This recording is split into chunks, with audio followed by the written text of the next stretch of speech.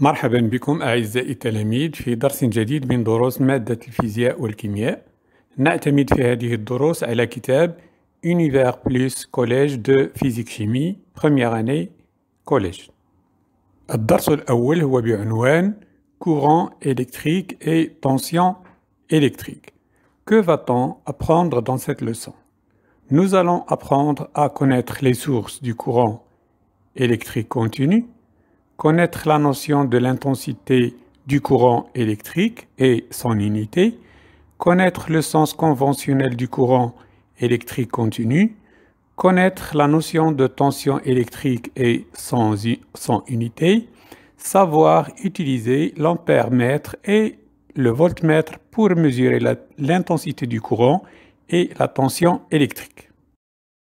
En voici quelques sources du courant continu. On reconnaît une source de courant continu. Elle a un pôle positif et un pôle négatif. Le courant continu a-t-il un sens? On réalise une expérience.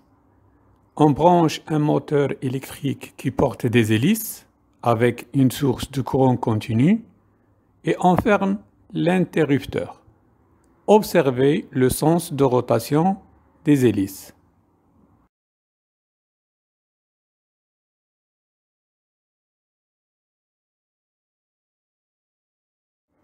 On inverse le branchement de la pile dans le circuit. Observez à nouveau le sens de rotation des hélices portées par le moteur électrique. On observe qu'elles tournent dans le sens contraire. À partir de cette expérience, on peut retenir le sens de rotation du moteur électrique change quand on inverse les bornes de la pile. Le courant électrique a un sens qui dépend du branchement des bornes positives et négatives du générateur. On réalise une deuxième expérience. On remplace le moteur électrique par une diode avec laquelle on branche une lampe et un générateur de courant continu, c'est-à-dire une source qui possède un pôle positif et un pôle négatif. Dans le premier branchement, on constate que la lampe est allumée. On inverse le branchement de la diode dans ce circuit et on constate que la lampe est éteinte. En conclusion, on peut retenir que le courant électrique continu a un sens particulier. Il sort du pôle positif du générateur et il rentre par son pôle négatif. On peut conclure aussi à partir des expériences précédentes que une diode ne laisse passer le courant que dans un seul sens. Il s'appelle le sens passant. Si elle est inversée, il ne laisse pas passer le courant, c'est le sens bloquant.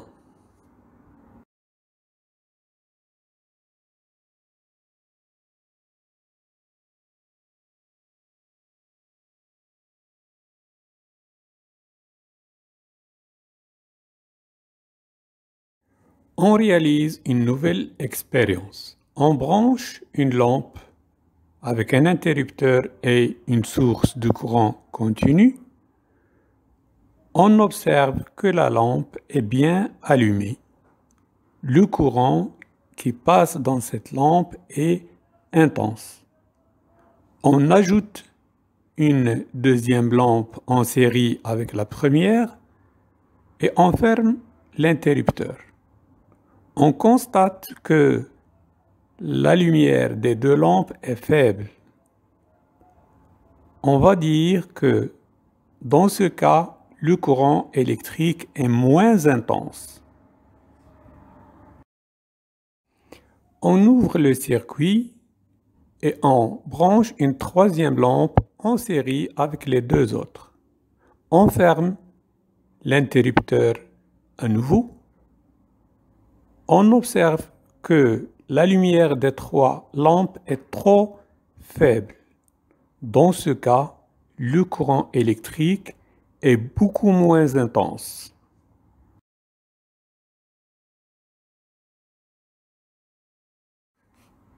Le courant électrique a une intensité. C'est une grandeur mesurable. L'unité de mesure de l'intensité du courant électrique est l'ampère. Son symbole est la lettre A majuscule. Pour des intensités de courant faibles, on peut utiliser des unités telles que le microampère, c'est 1 ampère divisé par 1 million, ou le milliampère, c'est 1 ampère divisé par 1000.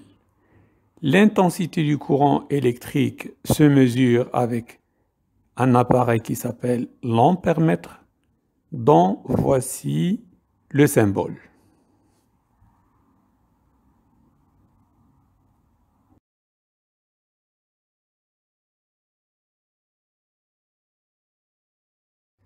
أعزائي التلاميذ، من خلال الدراسة السابقة توصلنا إلى أن شدة التيار الكهربائي مقدار يقاس بواسطة جهاز الأمبيرمتر. فكيف يتم استعمال هذا الجهاز؟ أولاً يجب أن نركب الجهاز على التوالي. Il doit être branché en série.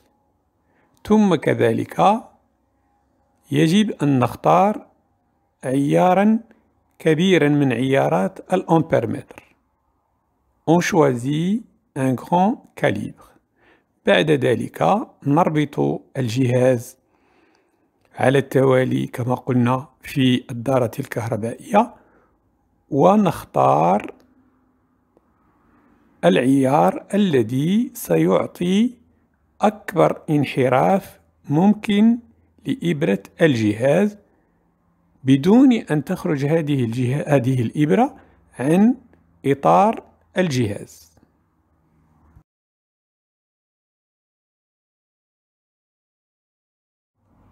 Après avoir branché l'appareil dans le circuit, comment lire l'intensité du courant؟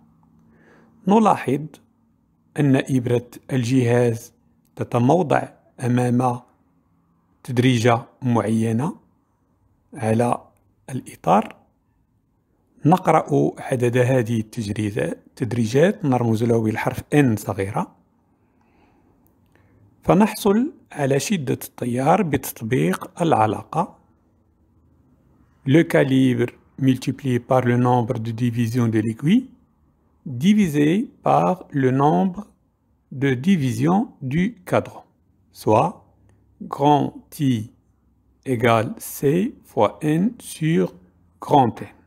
شدة التيار التي نرمز لها بالحرف I تساوي العيار نرمز له بالحرف C مضروب في عدد التدريجات التي تشير إليها الإبرة نرمز لها بالحرف N صغيرة مقسوم على عدد تدريجات الإطار نرمز لها بالحرف N كبيرة.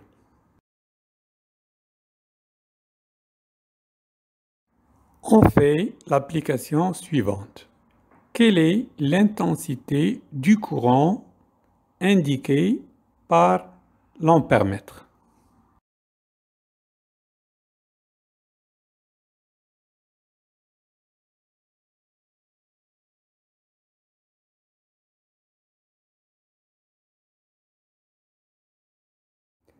La réponse à notre question. On observe que le calibre choisi est 10 milliampères. Le nombre de divisions indiqué par l'aiguille est 70. Le nombre total de divisions du cadran de l'ampèremètre est 100 divisions. On applique la relation I égale à C fois N sur grand N. 10 fois 70 divisé par 100, ça nous donne 7 milliampères.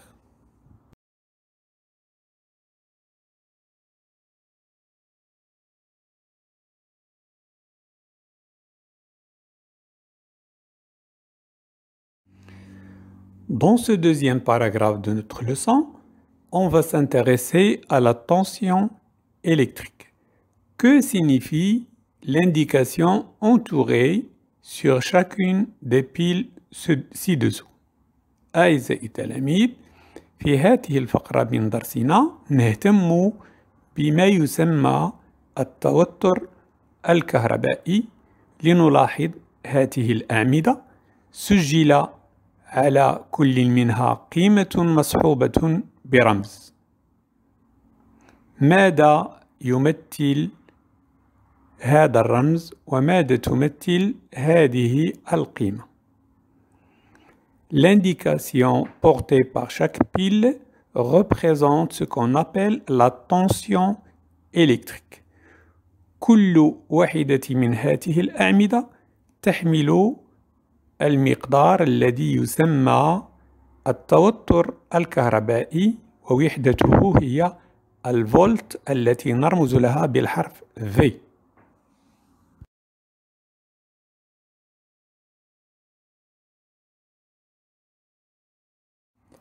On doit retenir que la tension électrique est une grandeur mesurable.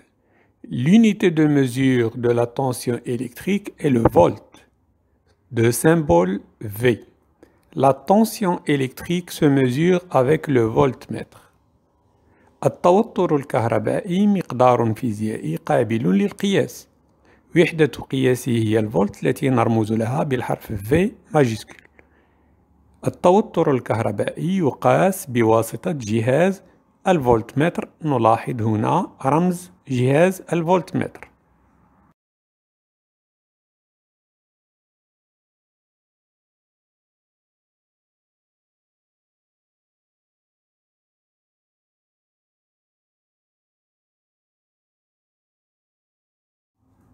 التوتر الكهربائي يقاس بواسطة جهاز الفولتمتر.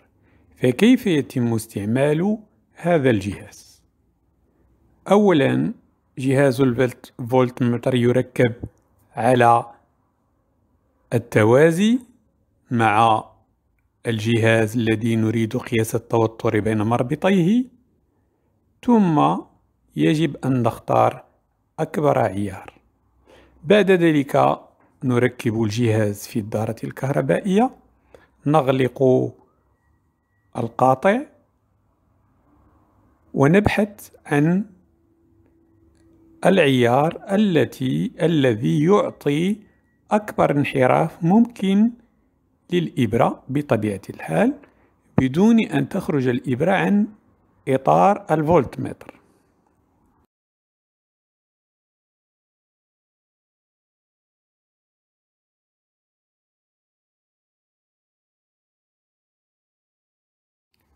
La tension électrique est donnée par la relation calibre fois nombre de divisions de l'aiguille divisé par le nombre de divisions du cadran. On symbolise la tension électrique par la lettre U majuscule. On a donc U égale C fois N divisé par grand N.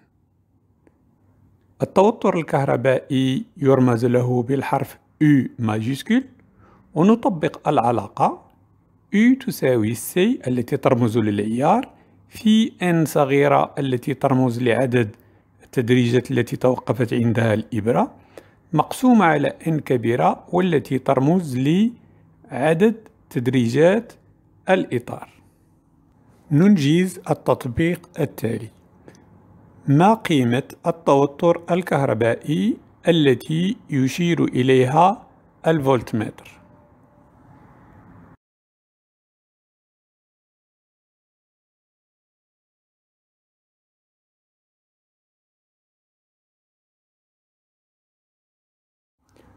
Observez d'abord que le multimètre est réglé sur V, c'est-à-dire il est utilisé comme voltmètre.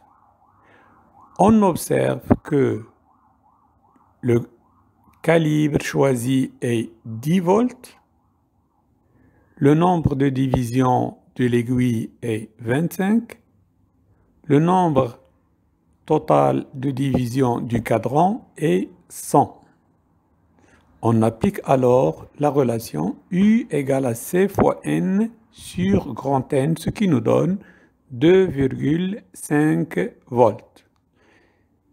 لاحظوا أعزائي التلاميذ أن جهاز متعدد القياسات تم ضبطه على الحرف V، يعني أن هذا الجهاز مستعمل كفولت متر. نطبق العلاقة فنحصل على قيمة التوتر الكهربائي U تساوي 2.5 فولت.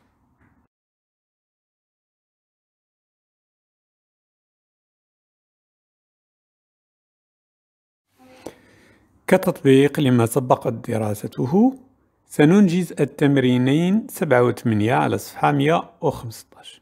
في التمرين 7 يطلب منا أن نحدد شدة التيار التي يشير إليها أمبير متر، تم ضبطه على العيار 50 ملي أمبير، إبرته تشير إلى التدريجة 44، ومجموع تدريجات مينائه هي 100.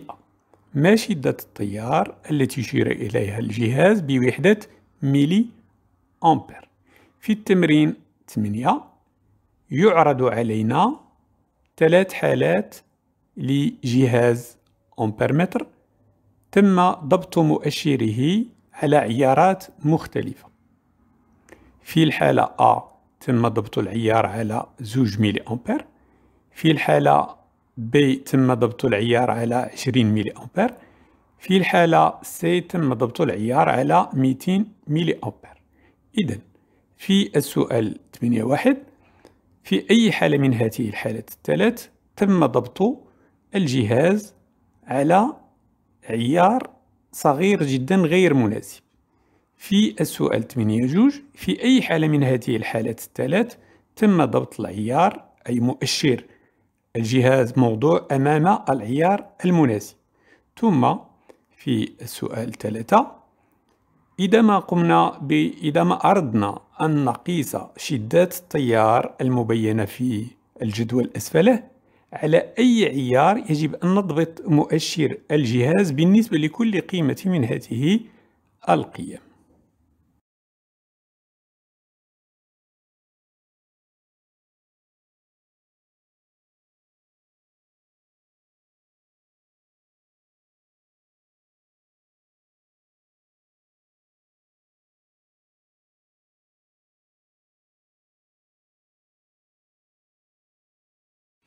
جواب التمرين 7: شدة التيار E تساوي العيار C في N صغيرة عدد تدريجات الإبرة مقسومة على N كبيرة عدد تدريجات الميناء. 50 مضروبة في 44 مقسومة على 100 نحصل على 2.2 ملي أمبير.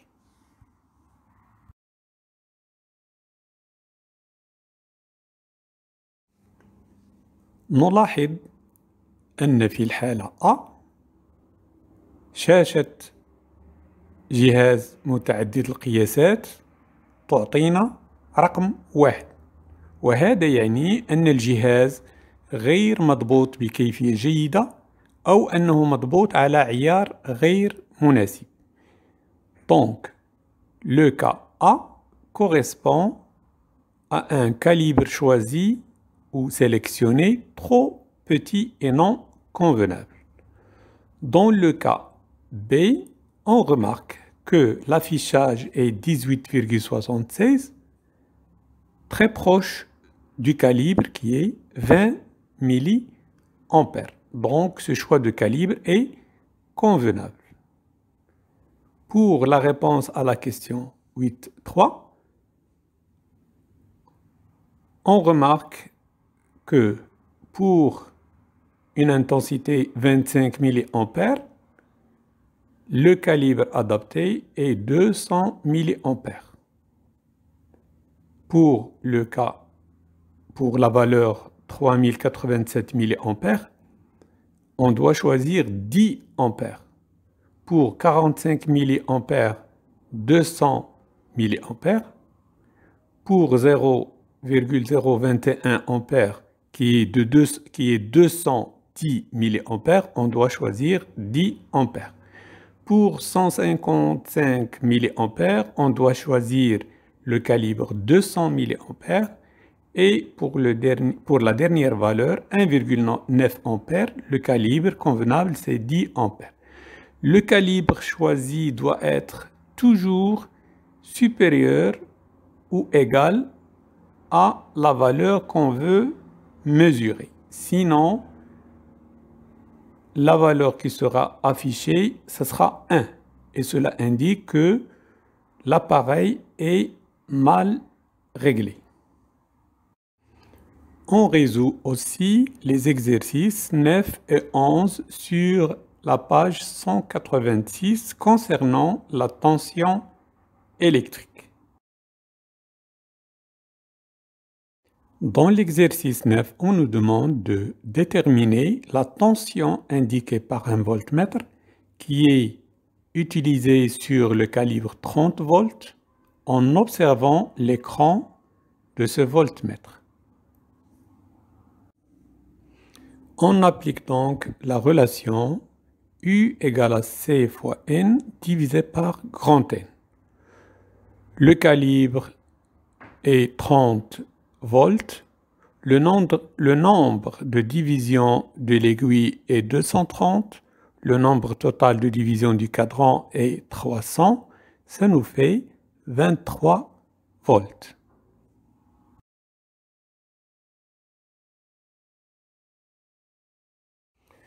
في التمرين 11 من الصفحة 186 يطلب منا أن نمثل باستعمال الرموز الاصطلاحية تبيانة الدارة الكهربائية التي مبينة أمامنا، وكذلك يطلب منا في السؤال الثاني كيف تم تركيب الجهاز، هل على التوالي أم على التوازي، ثم على هل العيار الذي تم اختياره في هذه الحالة مناسب أم لا.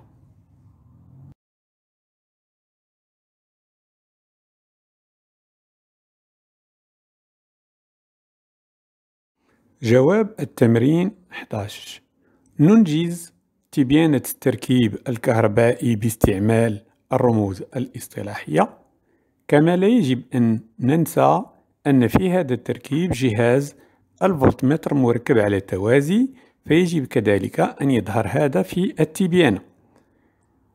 ثم كذلك يجب أن ننتبه أن القطب الموجب للمولد يرتبط دائما مع القطب زائد لجهاز الفولتمتر.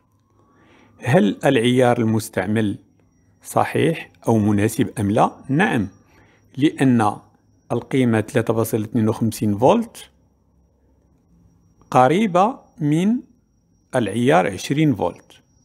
العيار الأصغر من 20 فولت هو 1 فولت غير مناسب لأنه أصغر من القيمة 3.52 فولت. العيار الأكبر مباشرة من 20 فولت هو 200 فولت، فهو كبير جدا، فهو غير مناسب. أعزائي التلاميذ، أشكركم على انتباهكم، وإلى درس قادم إن شاء الله.